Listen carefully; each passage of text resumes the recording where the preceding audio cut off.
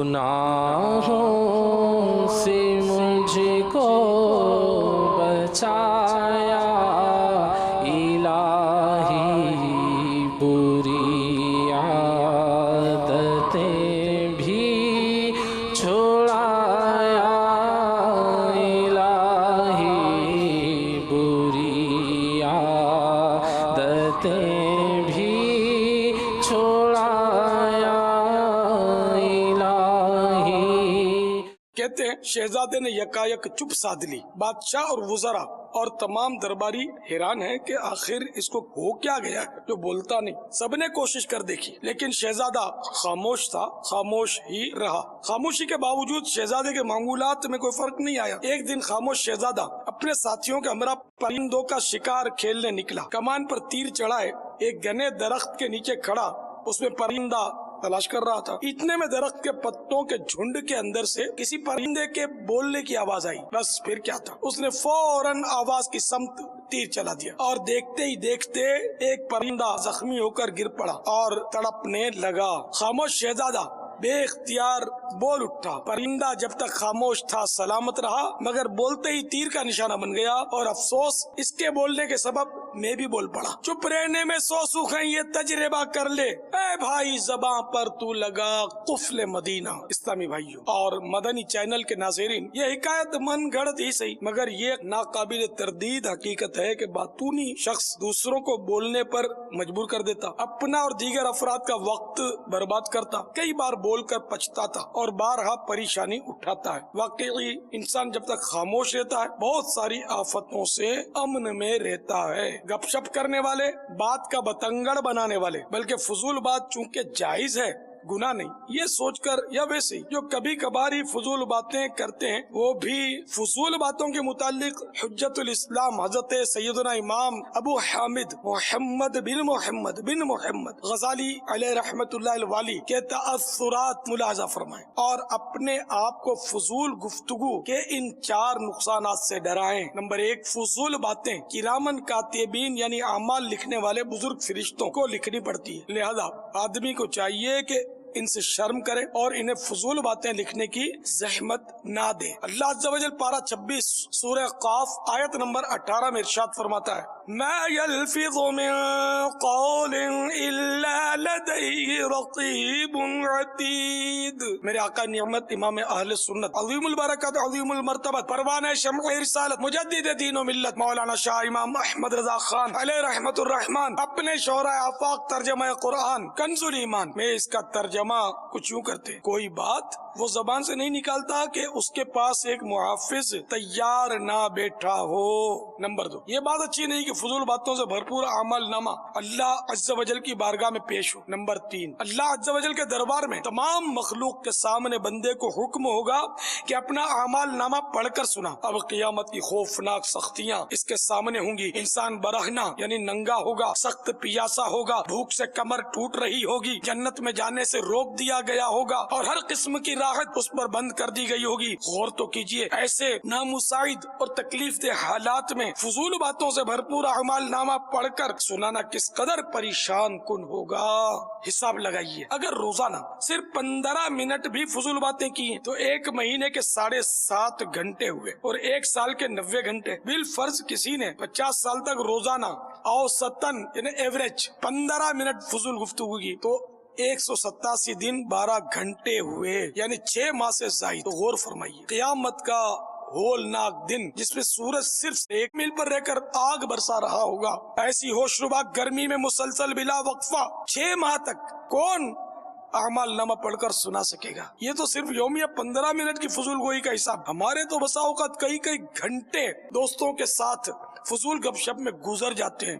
گناہ بھری باتیں اور دیگر برائیاں مزید برآں، ان کا تو ابھی الگ معاملہ ہے۔ نمبر 4، بروز قیامت بندے کو فضول باتوں پر ملامت کی جائے گی اور اس کو شرمندہ کیا جائے گا، بندے کے پاس اس کا کوئی جواب نہ ہوگا اور وہ اللہ عز و جل کے سامنے شرم و ندامت سے پانی پانی ہو جائے گا۔ ہر لفظ کا کس طرح حساب آہ میں دوں گا، اللہ زباں کا ہو عطا قفل مدینہ۔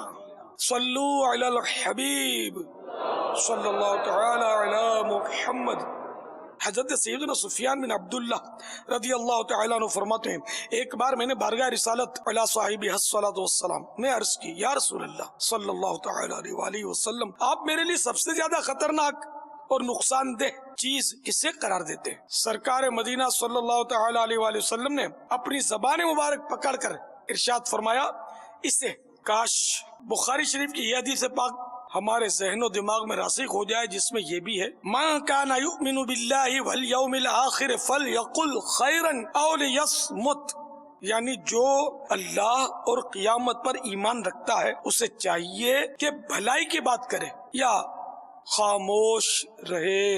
حضرت امیر المومنین سیدنا صدیق اکبر رضی اللہ تعالیٰ عنہ فرماتے ہیں اس بات میں کوئی بھلائی نہیں جس سے مقصود اللہ عز و جل کی خوشنودی نہ ہو۔ حضرت سیدنا امام سفیان علیہ رحمت اللہ المنان نے فرمایا عبادت کا اول خاموشی ہوتی ہے، پھر علم حاصل کرنا، اس کے بعد اسے یاد کرنا، پھر اس پر عمل کرنا اور اسے پھیلانا۔ حضرت سیدنا عیسیٰ روح اللہ علی نبینا علیہ الصلوۃ والسلام کی خدمت باعظمت میں لوگوں نے عرض کی کوئی ایسا عمل ارشاد فرمائیے کہ جس سے جنت ملے۔ فرمایا کبھی بولو مت۔ عرض کی یہ تو نہیں ہو سکتا۔ فرمایا اچھی بات کے سوا زبان سے کچھ مت نکالو۔ صلو علی الحبیب صلی اللہ تعالی علی محمد۔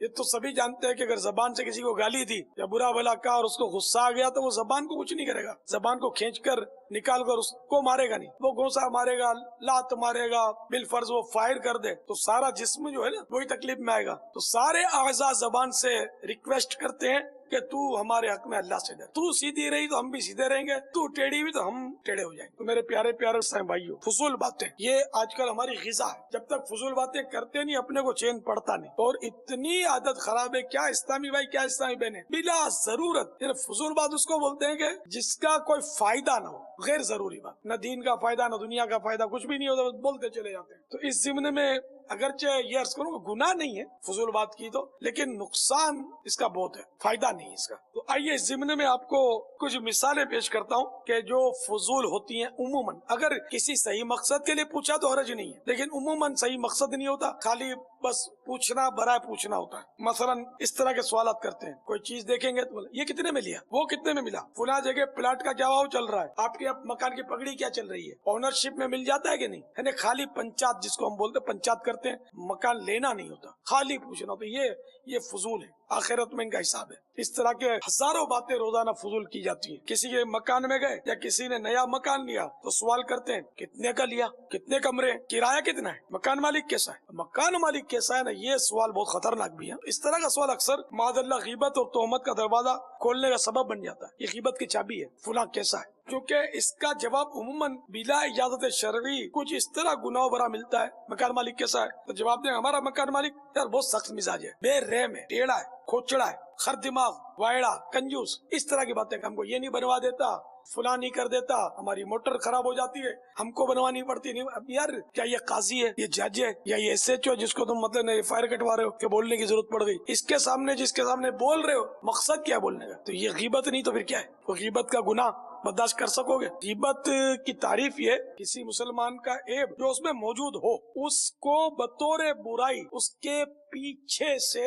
بیان کرنا، یہ ہے غیبت۔ یعنی یہ جو عام طور پہ لوگ بول دیتے ہیں کہ ارے میں کے منہ پر بھی بول سکتا ہوں، تو اس سے غیبت معاف نہیں ہو جائے گی، غیبت ہی رہے گی۔ منہ پر بولنا زیادہ مطلب برا ہے اور بڑا گناہ ہے، کیونکہ منہ پر بولنے سے اس کی زیادہ دل آزاری ہوگی۔ یا بولیں گے میں غلط تھوڑی بولتا ہوں، صحیح ہے، وہ ہے ہی ایسا، بھائی وہ ایسا ہے جبھی تو غیبت ہے، ایسا نہ ہوتا تو پھر یہ تہمت ہوتی۔ تو ہمارے غیبت تو خیر اس معاشرے کی نس نس میں گویا اتری ہوئی ہے، شاید ہی کوئی گھر خالی ہو کہ جس میں غیبتیں نہ ہوتی ہو، اور اسی کی وجہ سے خاندان جو ہے وہ بالکل تباہ و برباد ہوا پڑا ہے۔ ہر گھر میں لڑائی جھگڑا، عموماً باپ میں بیٹے میں، ماں میں بیٹی میں، ساس میں بہو میں، خاندانوں میں، ماسی میں، پڑوسیوں میں، پڑوسنوں میں، سب میں نفرتوں کی بڑی دیواریں قائم ہیں آج تقریباً۔ اس کا بہت بڑا سبب غیبت ہے۔ غیبت اگر ختم ہو جائے نا تو ہمارا معاشرہ صحیح ہو جائے۔ صلو علی الحبیب صلی اللہ تعالی علی محمد۔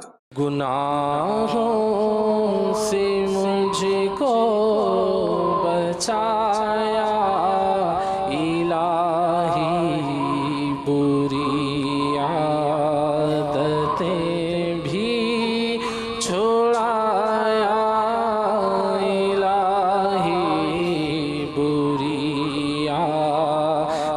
فرشتے بھی